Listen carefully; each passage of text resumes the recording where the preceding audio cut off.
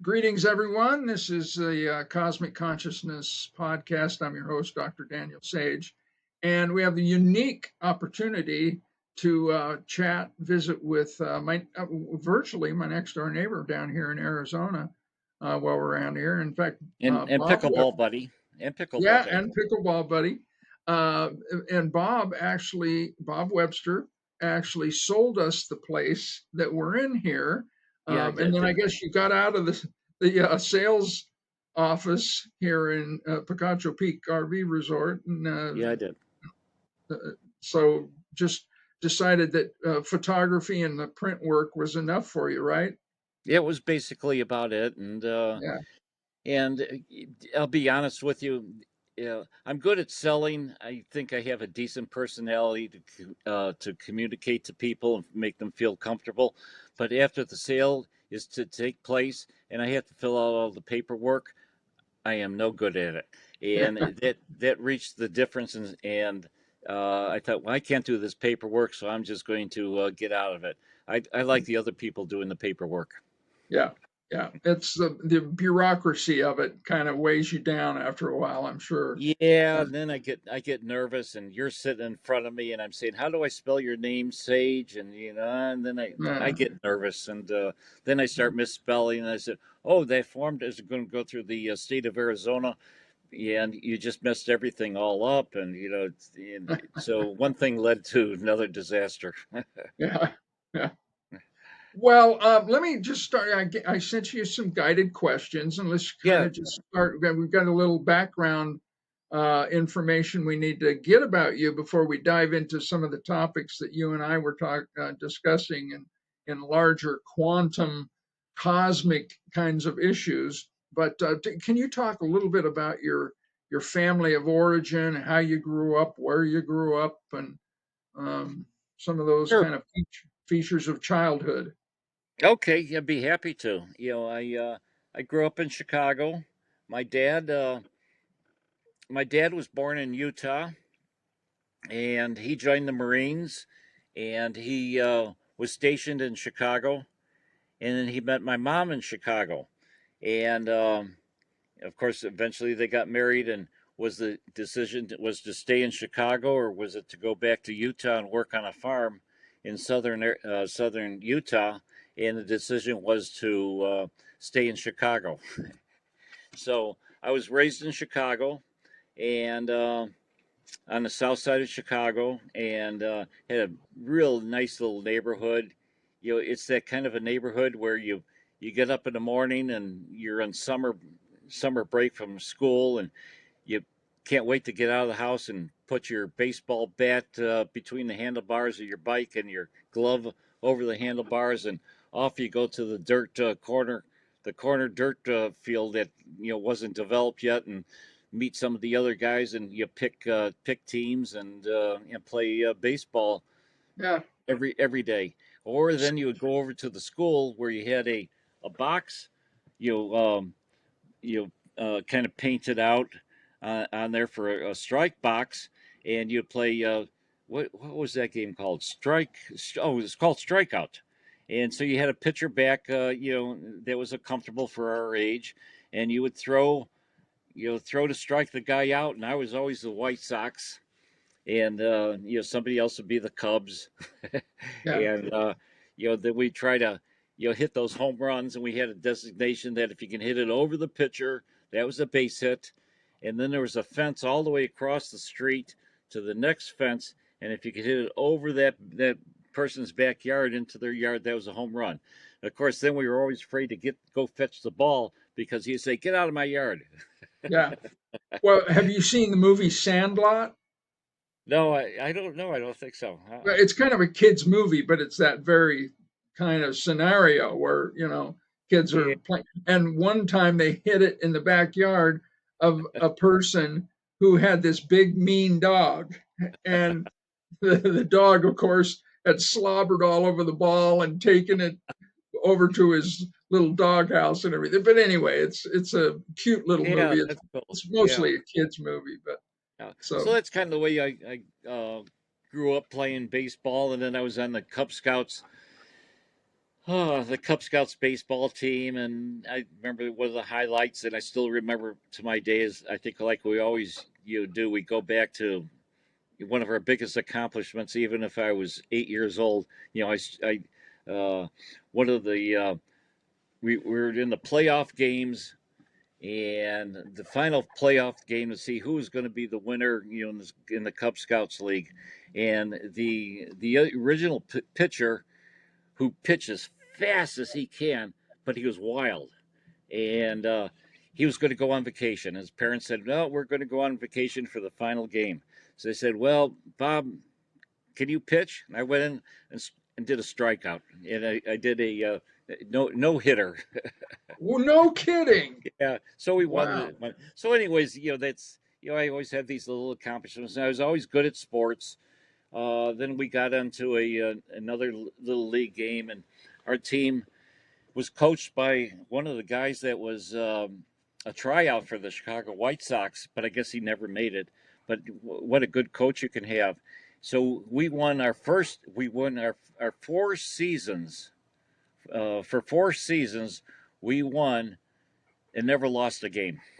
And so I was a That's pitcher and a amazing. shortstop guy, and I liked that.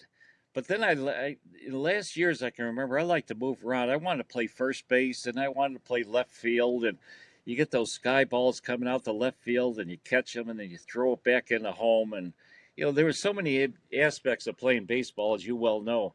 I wanted to. I guess I wanted to do it all, but Yeah. but then in my 8th grade, my parents decided they're going to move out of the south side of Chicago due to some circumstances, and we moved out to the suburbs. And it was a newly developed suburb, and they had no, they had nothing there. They didn't have anything organizational. So I lost all my playing baseball and whatever was going on, and then I went into high school, and then I got into cars. I guess I got into cars and maybe girls, in the later years, and so that's kind of where that went. And then I really wasn't college material, and I think I knew it. And but in your last year of high school, the they had corporations that would come in and they wanted to try to recruit kids, and the counselor at the school said, "Yeah, well, here's a good opportunity. Why don't you? It's for our Donnelly, and why don't you take their test?" I said, "Oh, I don't know." I said, "I hate the print shop. I walk by the print shop in school, it smells, and I don't." They said, "Why don't you take it just for the heck of it?" So, anyways, I took it for the heck of it, and they said, "Oh, you really did okay, and we want to hire you as an apprentice printer." So, talking to my dad, he said, "Oh, that's the way to go." And my dad was a tradesman, so you know, uh, so I went on R.R. Donnelly as an apprentice printer, and I did that, through my journeyship on that, and then worked there. And then I thought I can't do this all my life. I was printing Time magazine and sports and big presses and carrying these big lead plates up to the top of the press and then locking them down and bringing them back down. And I said, "What am I going to do when I'm 50 or 60? I can't do this." So uh, I decided I wanted to get into sales. And I was always impressed by people that I knew that were salespeople. And I thought, boy, I like that. So, anyways, I was very fortunate. I applied for companies, and one company hired me on as a rookie. And I worked for them for about 2 years. And then they were, having some struggles. And then I went to another company, which was a very well known company in Chicago, Gunthrop Warren, and they hired me. And then I was doing more corporate communications all through Chicago, and so that's basically my trade experience up to that point. Yeah. Yeah. Well, at some point you joined the Marines or were you Yeah, drafted? then yeah. So in '65, the situation came up. Well, I joined R.R. Donnelly's in '64 as an apprentice, and then in '65 I got my draft notice that I was going to be drafted, and I thought, well, that's not a good sign. And I didn't want to go to Vietnam.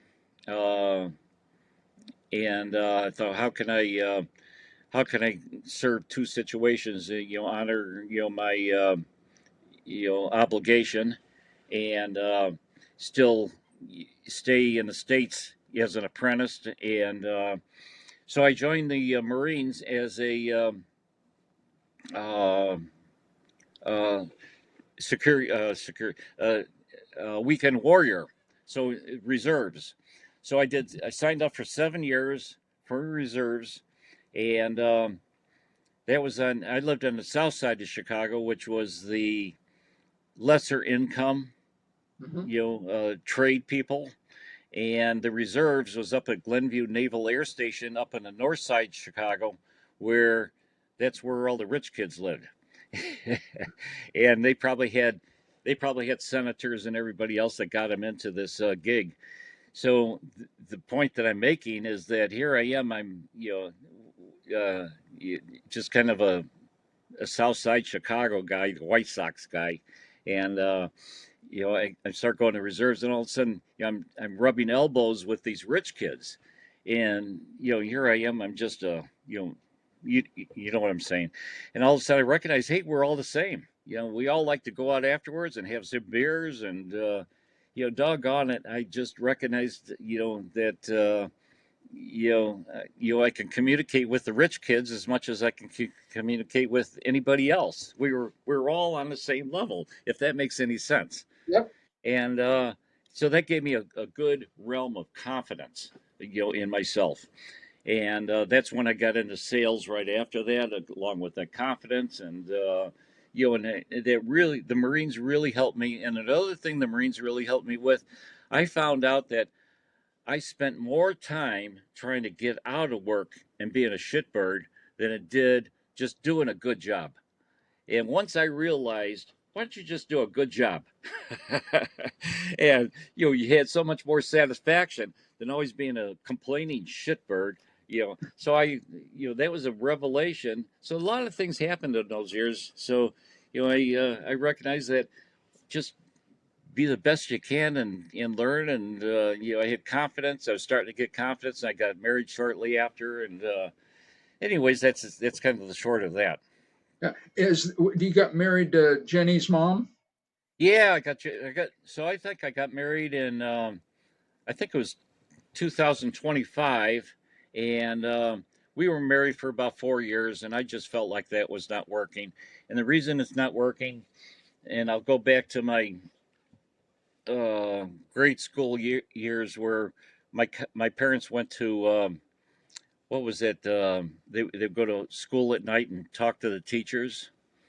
Yeah. Parent conference night? Yeah, and all my teachers says he just wants to play. Yeah, that's all that this guy wants to do. So I was able to scoop by. I always had like a B average just to get by, but I played. I just wanted to play baseball and I wanted to run and I wanted to, and and I think that was probably part of the problem with my marriage is that I still wanted to play. And she wanted to save money, and I like to spend money.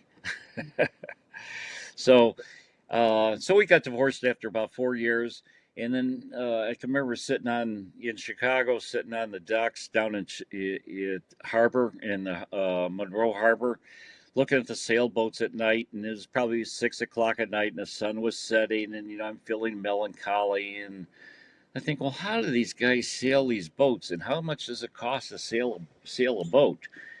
And I looked it up, and I found out there's American Youth Hostels, and they had classes. And I thought, well, doggone it, I'm going to take a class on how to sail a boat.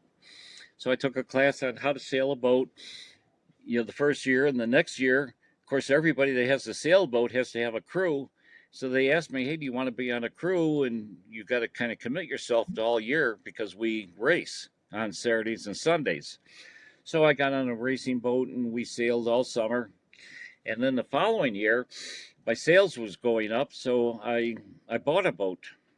So I bought a 35-foot sailboat, and the owner that had it, I inherited his crew, which was an excellent crew, And that even taught me more how to sail because they knew how to sail the boat, they knew how to make it fast, and they kind of taught me how to do that.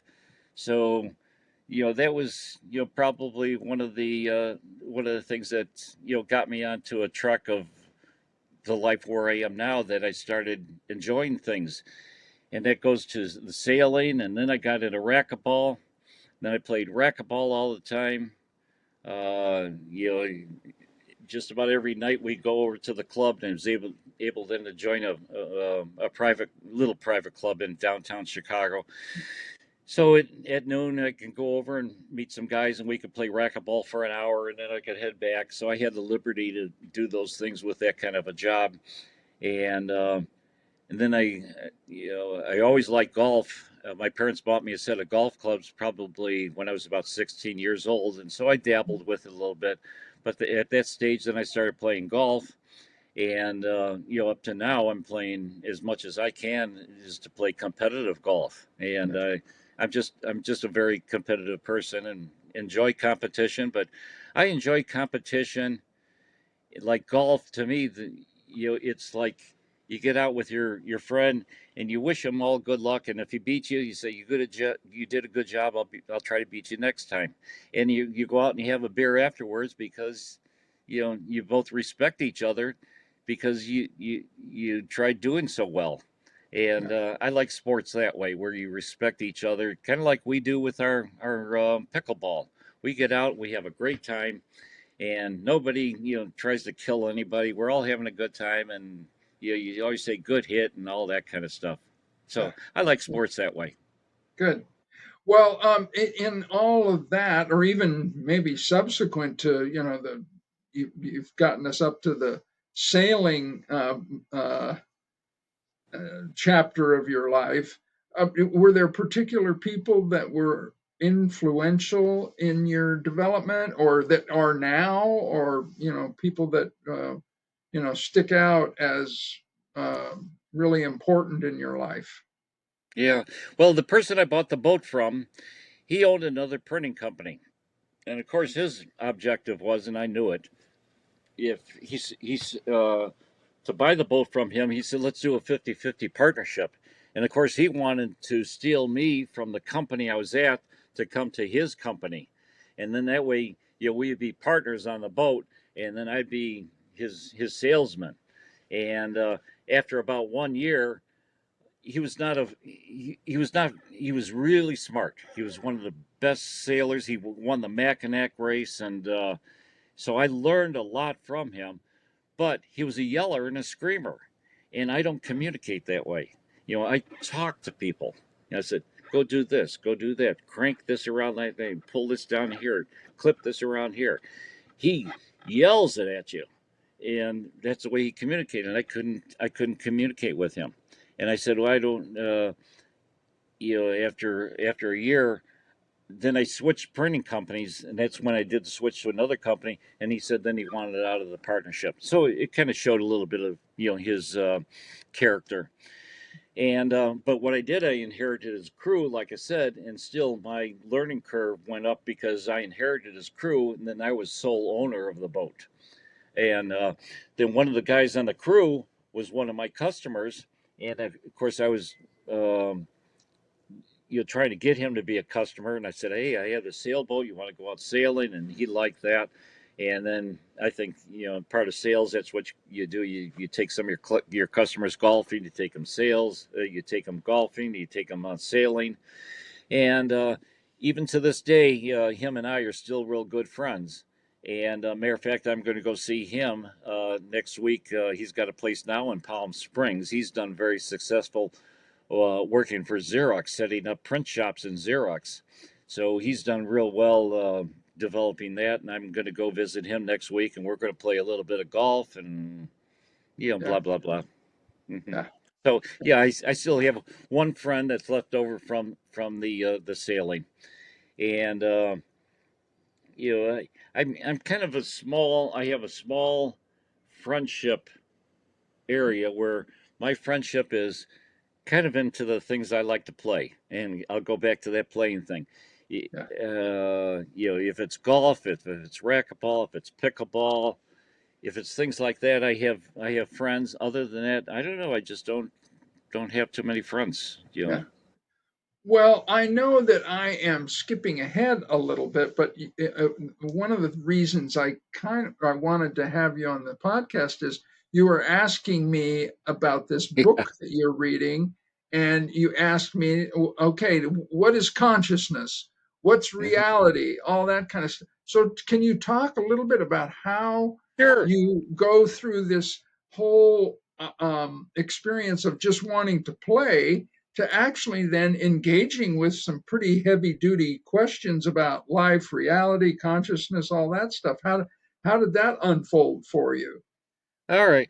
Well, I think all my life, not all my life, but more or less, probably I would say from my 40s to my 50s, and I'm 80 years old now, but from my 40s and my 50s, I always thought, what is this reality? Is this really true, or is this a mirage, or how something's going on here? And I know something's going on, but I don't know what's going on. And so I've always, looked at this stuff, and I've read a lot of audio books and quantum theory, and I'm really interested in the quantum theory and what little bit I know about quantum theory about this could take place here at the exact same time that takes place here. And you think, how does that happen? That can't happen. But it does happen. But so then it blows your mind, and you think, I don't know. So, anyways, I put a lot of thought into just thinking. I sit around, I guess, you think of things like that. And I think in playing racquetball with you, and you told me you're a psychiatrist, you know uh, and I don't know, I think it was just one day I thought, well, I'll just throw this at him, I'll see how he responds. Yeah. And I said, hey, Dan, what's consciousness? you know just to see what I would open up. And boy, I opened up a can of worms Well, with you, but so it's fun. these questions have been bouncing around for you for a long time. Have there been other books or people or like churches or I don't know, other individuals that sort of lit you up about any of this? No, nothing specifically other than my own desire. I put myself into the category that I'm self-taught. So if I'm interested in something, I just kind of read about it. I'm not a good reader, so I listen to a lot of audiobooks. And so I've got a whole list of audiobooks between all my how to golf books and my astrology books, or my trying to think of the Buddhist books, and Uh-huh. and, uh, and all that. So I'm sometimes I get into deep thinking, but it's Einstein. I try to figure out what the heck is Einstein talking about, and you know what? I don't understand any of this. So it's just kind of fun to think about it and think, well, I still don't understand, but it's fun to think about it, and what is going on. And I think one of the things I think about now, I'm 80, you know, I'm a few years away from, what's on the afterlife, and what could really be there, and there's got to be something there. Yeah. And one of the things I think about my mom and dad, I miss them so much, and they gave me so much love in my life, that this love, when we talk about the black matter, and nobody knows what black matter is. Well, my theory, black matter is love, and love is energy. And so this energy of love's got to have some energy into it. Right. Somehow we create this energy that I love you. And you feel, all of a sudden when you say that, there's a vibration. And there's a lot of vibrations that go on in this universe. But when you say love, and there's a lot of vibrations, and I miss my mom and dad, and I have a lot of feelings, and I think, well, this vibration is never going to end. This vibration with my soul or my consciousness somewhere is vibrating through this universe, and my parents are vibrating through this universe, and hopefully we connect again, one way Yeah. or another, whether we're little foxes out in the field in Yellowstone, or who knows what. I Yeah. try to look at the positive. I don't want to think of Well, you the know way you talked about it, really, you have to think about it in these terms with this vibrational stuff, these frequencies between Yeah, you and your parents, you've never been disconnected from your parents. You've always been connected to them. I think So so when you too. say about, well, you hope you meet them again, well, that means some form of consciousness. There's different levels of consciousness, I think. And consciousness, there's a lot of research on this that consciousness survives death. And, all you have to do, I mean, talking about science and quantum theory and Einstein and all that, well, the first law of thermodynamics, everybody knows mass, matter, and energy can neither be created or destroyed. It just simply changes Right. form. So that's what we know. And that's why consciousness, or some people, in a religious context, would call it the soul or something like that, survives death. And so if you're not a big reader, but you do listen, have audio books, I don't know if you have Netflix, but this is a pretty good series. It's called Surviving Death, and it's on Netflix. It's like a 7-part series, I think. And my favorite episode, because some of it is a little, I think, hokey, little air sauce and wind soup, but it's pretty well done. Is episode 5, and my good friend who I've done a couple of podcasts with, who died on September 23rd, a good friend that I taught in college with, was also a very accomplished poet, and he turned me on to a book by Christopher Kerr, who is a hospice doctor in Buffalo, New York, called Death is But a Dream. And that Christopher Kerr is in the second half of episode 5 of that Netflix series, Surviving Death. So there's some really helpful insights in that series. And so everything is energy. Our bodies are energy. So you're talking about vibrations, and of course, in the '60s we used the term, he's got good vibes or bad vibes or whatever. So these frequencies and vibrations you're having with your parents resonate presently. That means that is a different form of connection that you have maintained with them. And Mhm. so, when my dad died, the first thing that popped into my mind was, we are here for one thing, to love and be loved. And Yeah, so that's exactly what you were just talking about, that vibration and love as a certain vibrational frequency level. it is. And it's whether or not we have our receiver open. Like there are TV and cell phone waves and radio waves going through the air all the time. But if you don't have the instrument turned on and dialed to the proper frequency, you're not going to get it. Yeah. So I think what you're doing is trying to dial into that proper frequency. Yeah, and there's dark matter, and nobody knows what dark matter is, but I can put it very simple. What if dark matter is the energy of love? And we don't know how Yeah, to measure love. We don't know how to measure matter, but somehow, what if dark matter is love, yeah, and the whole universe is love? yeah. I, just an Well, idea. and I think this is where, the great, it doesn't matter what tradition, whether it's Christians, Buddhists, Hindus, Hmm. Muslims, Taoists, whatever, that's what they are receiving. That's the vibration that they're dialed into in meditation. And there's a lot of current good research about how meditation really decreases depression, helps you overcome PTSD. I mean, all sorts of things. So, what these people have known for thousands of years, now science is beginning to discover. And so, even on a universal or cosmic level, that's one of the reasons I named this podcast Cosmic Consciousness, Yeah, is that's that cool, yeah, it's a consciousness of the whole, and there is nothing more holistic and whole than love. Love is it. isn't it? Yeah, it Yeah, really is. It's what it's all about, and I'm I think when I look at my last years and my last breath, as I mentioned, I feel like I'm going to be back with my parents, and I feel like my daughter, who we have so much love between us. It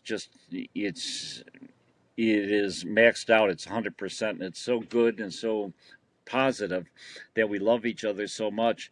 And I'm so blessed to have this love that came from my parents that I was able to bestow back down to my daughter. And we have this love in our genetics, you could say. And I feel like when I pass on and when my daughter pass on, we're still going to be somehow together. I don't know how Yeah. somehow, but there's there's there's somehow this connection between us. And Hmm.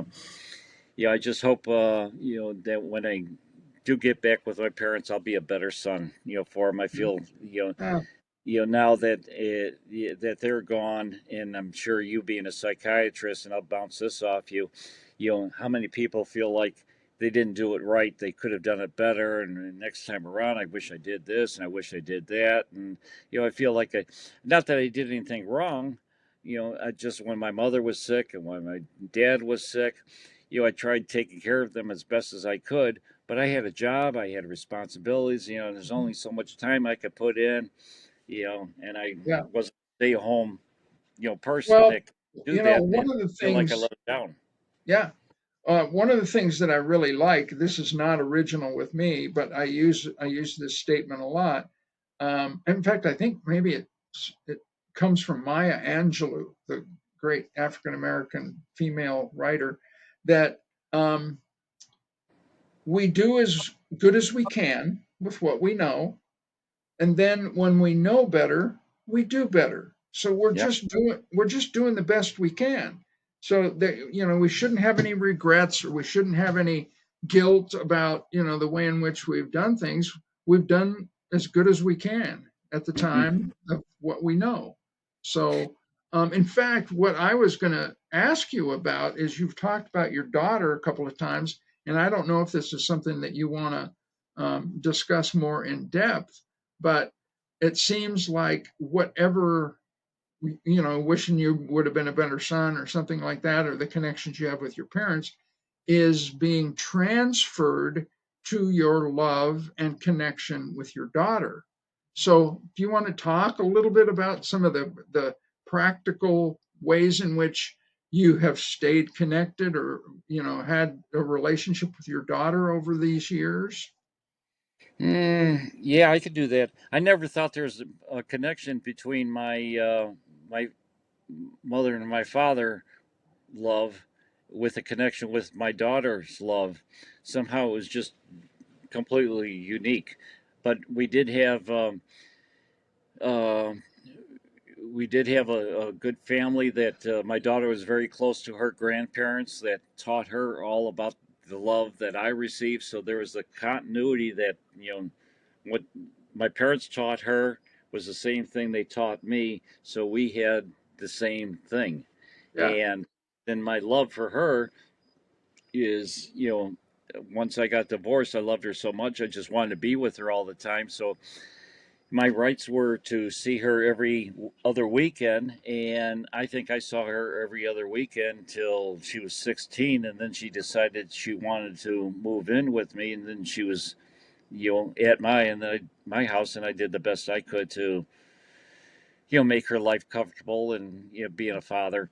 But we went camping every weekend. We went on bike rides every weekend. And she looks at this now and she said, "Dad, you were just the best dad." And that's what I tried to do. But once I wasn't with her, I couldn't wait to be with her again the following 2 weeks away. But then I was off to my sailing and my playing golf and all the things that I really wanted to do.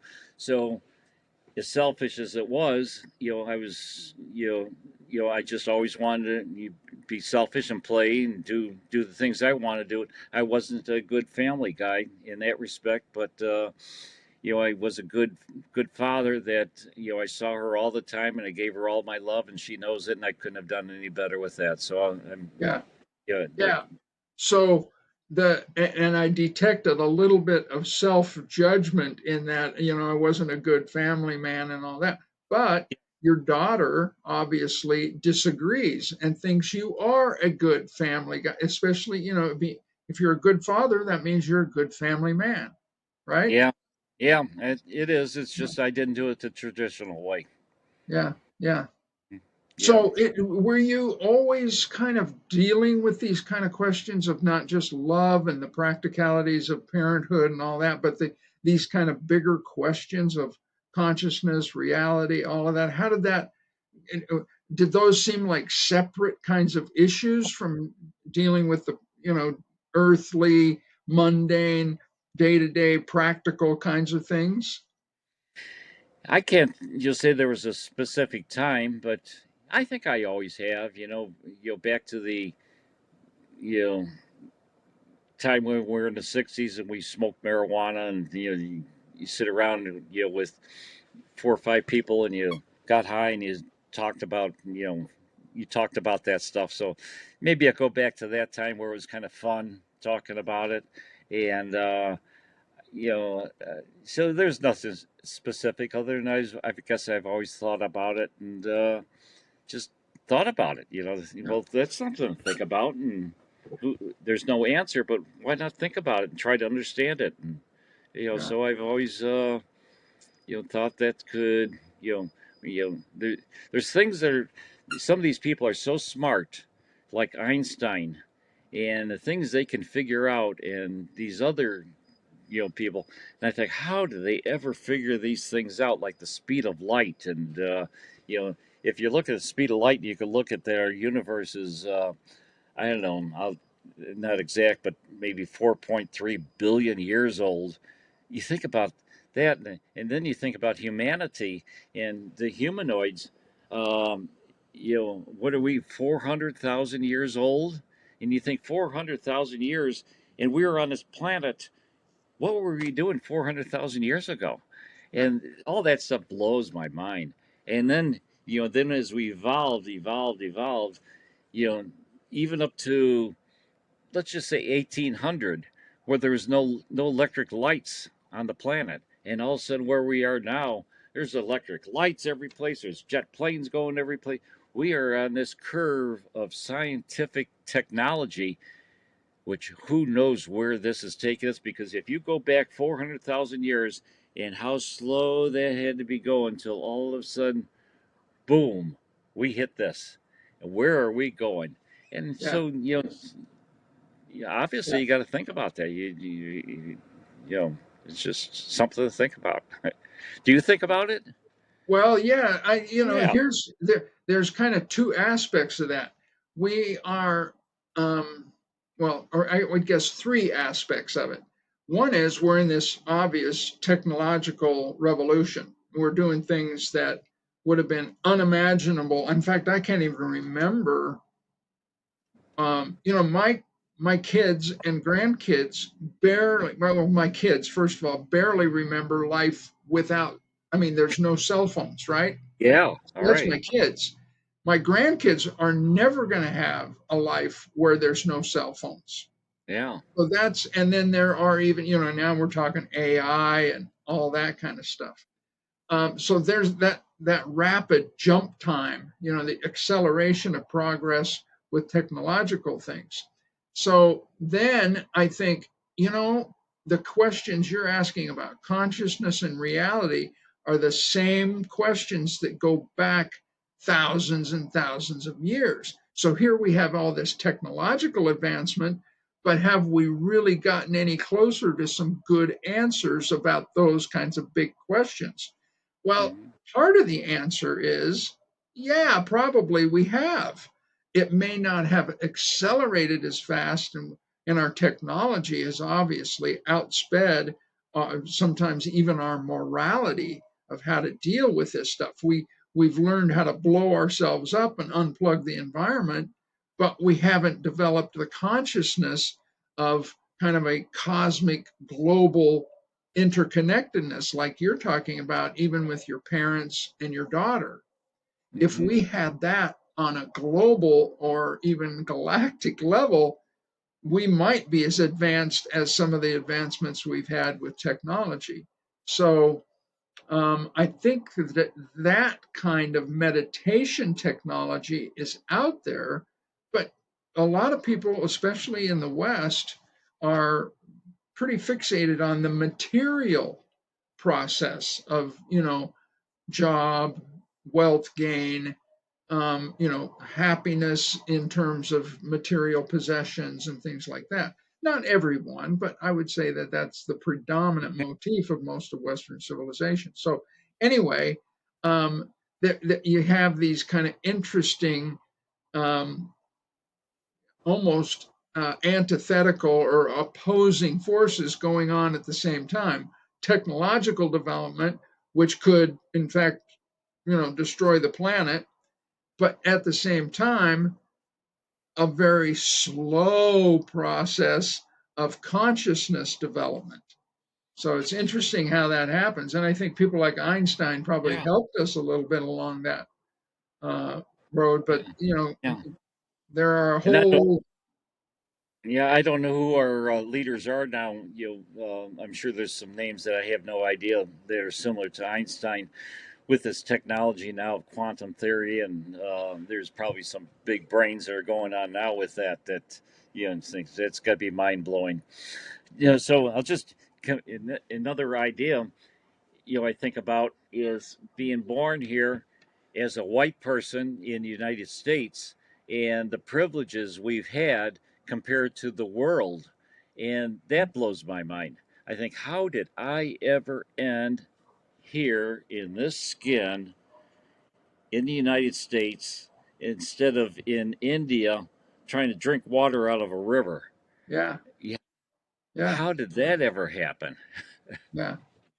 Well, and that's the question, how we have two-thirds of the world that Yes. is below the poverty level, and one third of the world, in fact, maybe a handful of people, 10 to 12 people, have more wealth than Hmm. 80% of the rest of the planet. In fact, I heard somebody say this the other day, and I'm going to use this a lot. How would it be to wake up every morning knowing that you could feed everyone on the planet, but instead you're buying a new yacht or an extra house or doing investments and, hoarding your millions and millions? Well, that's the situation we're in. We're in a situation where a few people could, in fact, take care of everybody's needs on the planet. So we would all be privileged. We Yeah. wouldn't just have a segment. But no, I think that sometimes too. I think, how is it that, I mean, you and I are basically the paragons of Western culture. White males, have had the greatest privilege. Yeah, we have. Everybody has a lot in the United States. I still believe that everybody has the privilege to open the right doors. You just have to have, you just have to open the doors. Like I did. I was on the south side of Chicago, and I didn't have any idea what door to open. And doggone it, a couple doors came in front of me, and I opened this one, and that one opened that one opened that one, and yeah, that's kind of cool how things work. Yeah, But you've got to create your own destiny. yeah, that's our agency. That's our freedom. That seems to That's be our the freedom. human quality that most of the rest of uh, life on the planet does not have. That's one way in which we seem to be unique. The rest of them are kind of determined by, natural law or genetics or something like that. But human Hmm. beings, we have this set of choices and possibilities. In fact, even at the quantum level, it, maybe that's a part of the whole dark matter thing. Is one of the things that quantum physicists seem to be discovering is, well, maybe there's a certain indeterminacy and choice even at the subatomic level that we wouldn't have not normally been aware of or understood. We may not be able to call it choice, but it seems to be a world full of possibilities. And that's what's happening even in a material subatomic quantum at the quantum level, which before, we think it's just the laws of nature. Hmm. Yeah, yeah, we're very blessed that we can recognize that we have the ability to recognize that, and Yeah, we're very yeah, blessed, for that. yeah. Well, so what kind of choices do you feel like you're up against these days at this stage of life? And it was, I think it's probably a real uh, nice feature to have your daughter close by here in Arizona for a few months My out of the daughter, year. my daughter, Yeah. Oh, what did I say? your mother, I think you did. Yeah, your daughter close by, and Maybe I got the two together. Maybe I'm just like you. They're the yeah, two are the same. I don't know. yeah. So what kind of choices do Well, you feel? as I said, I'm 80, and about at least 20 years ago, I started with this back pain, and I'm up to today. Still struggling with back pain. I have diabetes, which is a struggle. Every day I take insulin. Uh, and I've recognized, living here where we live, everybody at our age has just about has some illness or another, and if it's not happening now, it's inevitable. It's going to happen very soon.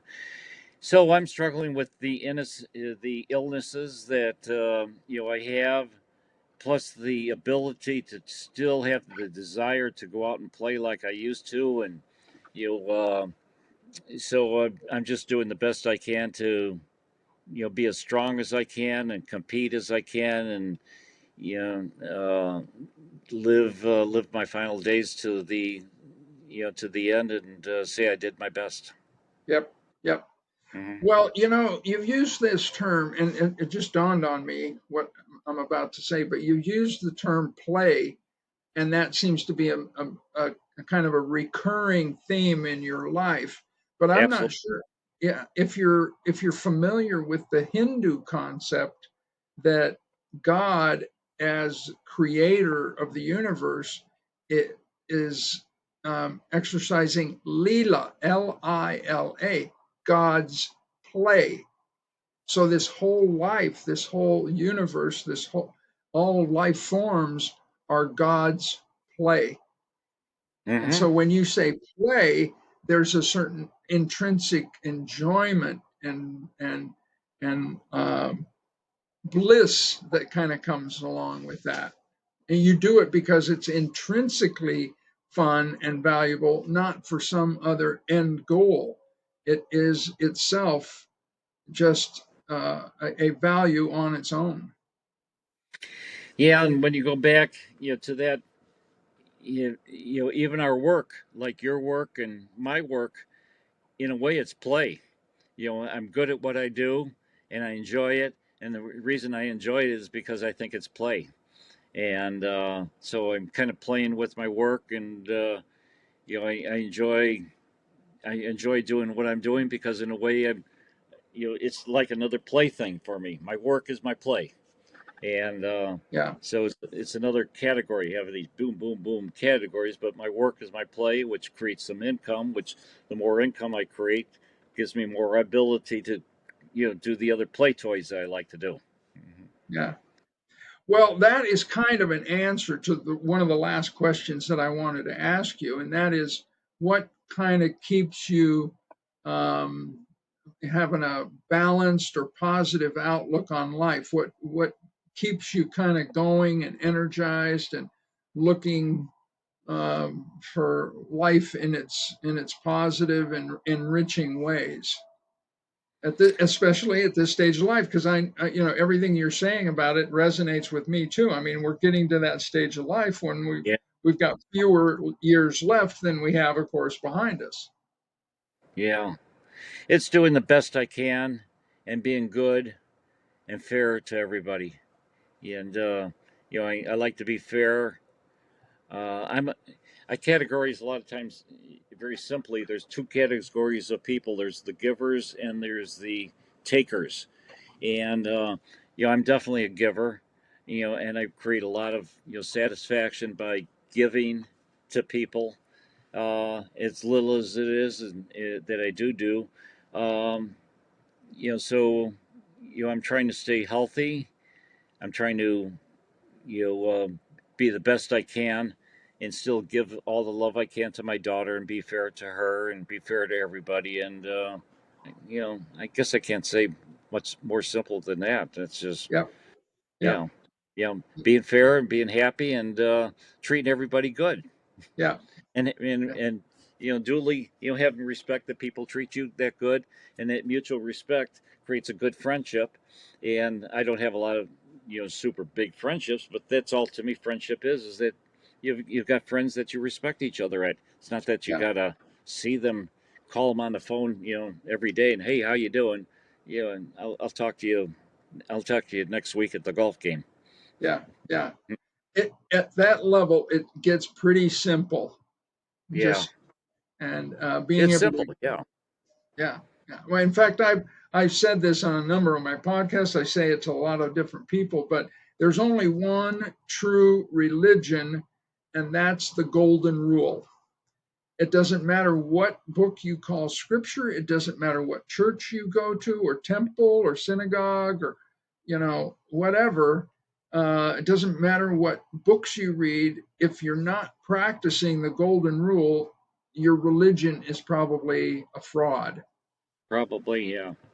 Yeah, Because that makes you feel good. So, yeah, yeah, and when you do that, you feel good. So yep, why not take it to the end and feel good, and just recognize you're doing the best you can, and it makes you feel good.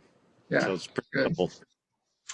Well, I think those are some good concluding remarks, and so we're gonna sign off. But Bob, I want you to hang on a second. I'll stop the recording, and Okay, then we'll chat just a little bit about how to make sure that friends and family can see our little interview, and we'll kind of take it from there. But great, yeah, so thanks for being with us, great. Bob Webster. Thank Appreciate you, it. Dan. And Thank you, we'll, Dan, very much for the invite, and I enjoyed talking with you. It's yeah, I you, hope you're you had as much fun as I did.